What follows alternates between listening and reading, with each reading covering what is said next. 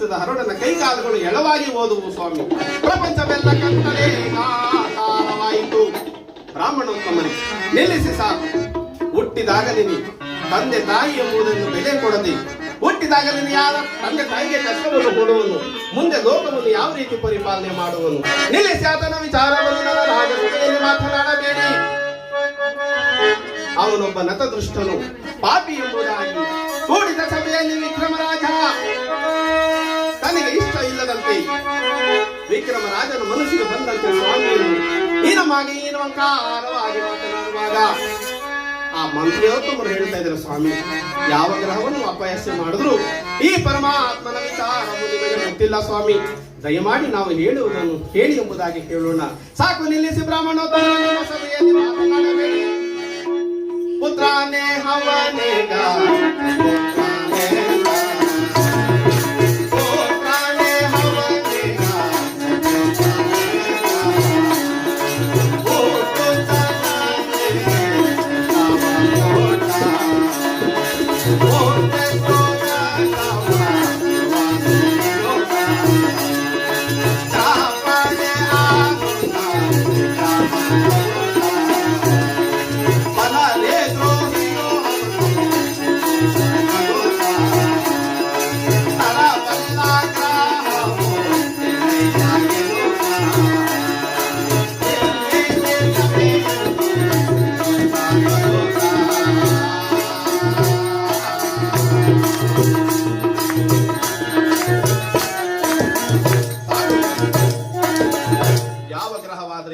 ತಂದೆ ತಾಯಿ ಬಂಧು ಬಳಗ ಎಂಬುದು ಯಾರನ್ನು ಲೆಕ್ಕಿಸದೆ ಕೇವಲ ಒಂದು ಗ್ರಹವಾಗಿ ತಂದೆ ತಾಯಿಗಳಿಗೆ ಕಷ್ಟವನ್ನು ಕೊಡುವನು ಯಾವ ಹಿರಿಯವನು ಬ್ರಾಹ್ಮಣೋತ್ತಮನೇ?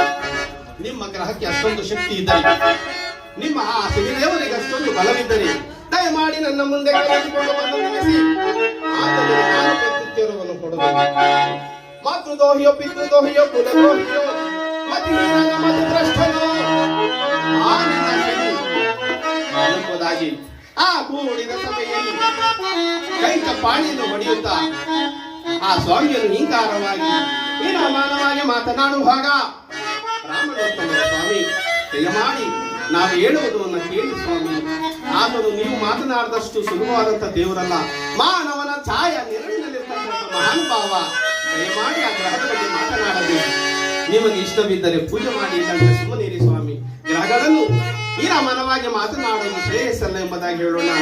ಎಷ್ಟು ಹೇಳಿದರೂ ಸಹ ವಿಕ್ರಮರಾಜನ ಮನಸ್ಸಿನಲ್ಲಿ